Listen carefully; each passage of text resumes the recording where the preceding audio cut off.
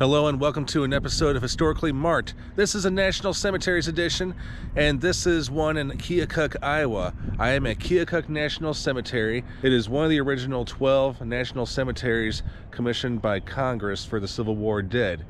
It is the only one in the state of Iowa as of 2024, early 2024, and it is also the first national cemetery built west of the Mississippi River.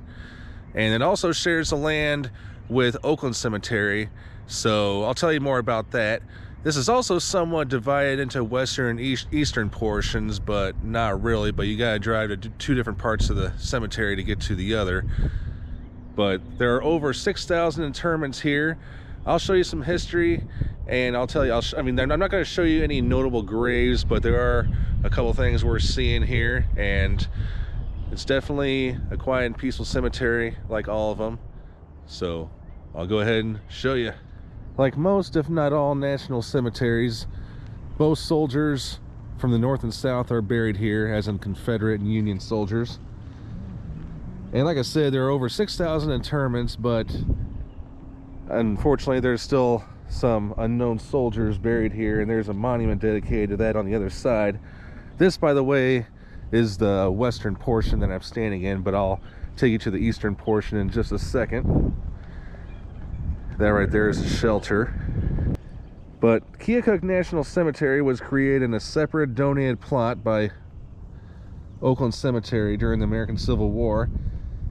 And like it'll say on a marker, it was a place to inter veterans who died in the 5 military hospitals in this area. There was at least 600 Union soldiers and 8 Confederate prisoners of war buried here by the end of the Civil War. In 1908, when Fort Yates, North Dakota was abandoned, the remains in its post cemetery were moved right here to Keokuk.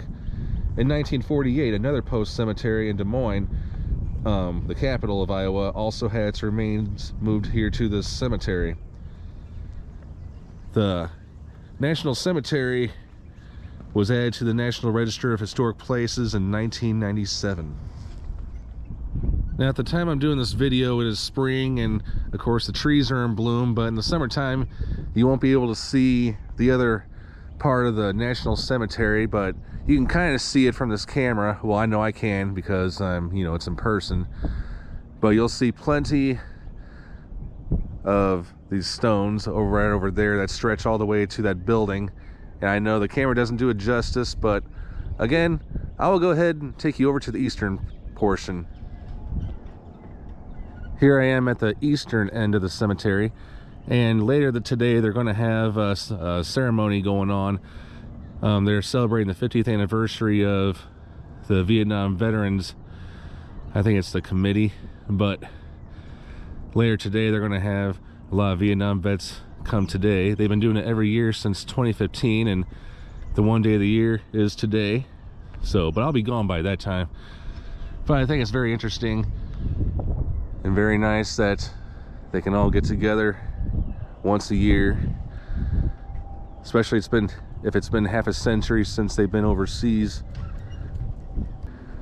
And as I mentioned, this does share, well, somewhat land with Oakland Cemetery, and if you drive around the cemetery or just by looking at it now, it is very huge. I don't even know how many souls are buried at Oakland Cemetery, but yeah, the number is probably in the tens of thousands.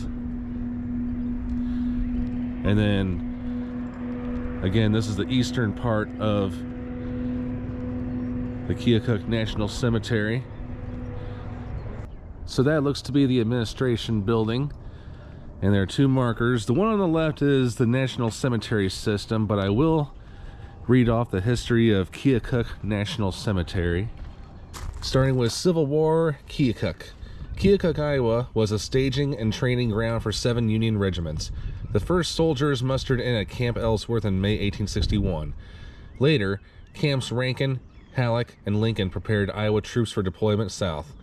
Its Mississippi River setting made Keokuk an important Union Army hospital center.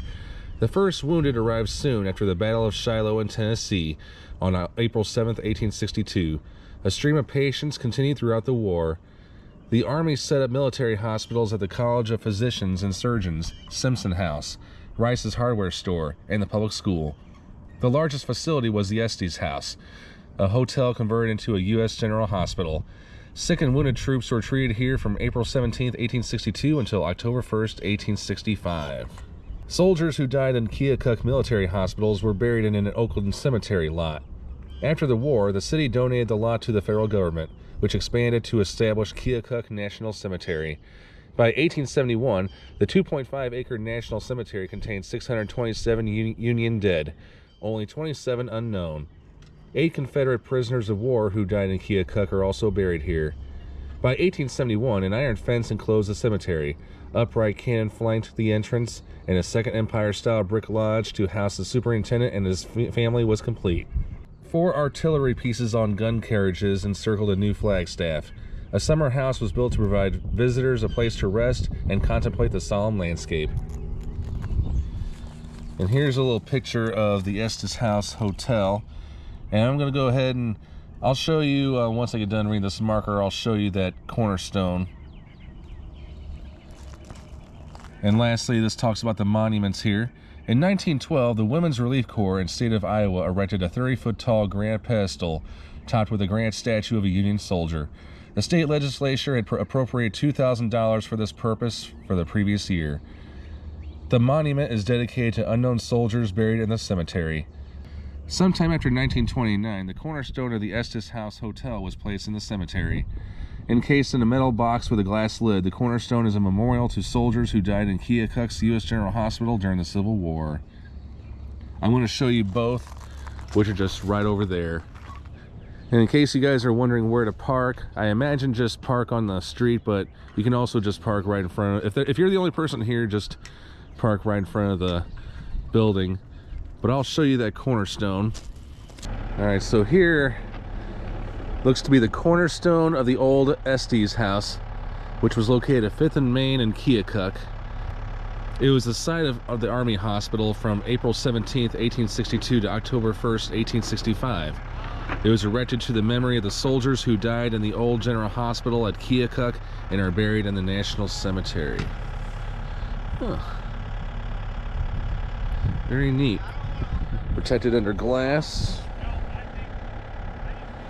Now we're going to check out the In Memory of the Unknown Dead Memorial right over there. This goes all the way to 1912. It was erected by the Women's Corps of Keokuk in honor of 48 unknown soldiers buried here at the cemetery. It is a large granite obelisk, and it's got a figure of a Union soldier standing on top, as you can see. And then somewhere here, oh, that might be it, the bronze wreath that was put up by the American War Dads and Auxiliaries of Iowa. But the date of dedication is unknown.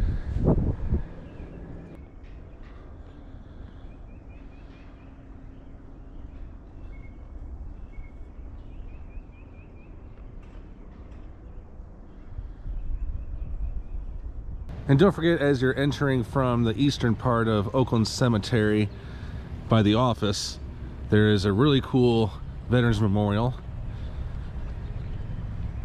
to all branches of the United States military. It was placed here in 2005.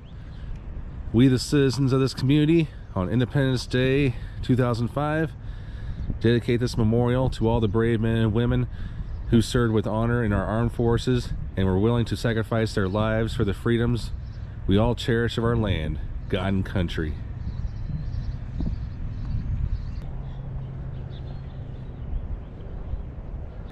Thank you so much for tuning into this episode of Historically Marked. I am Jason at Keokuk National Cemetery in Keokuk, Iowa.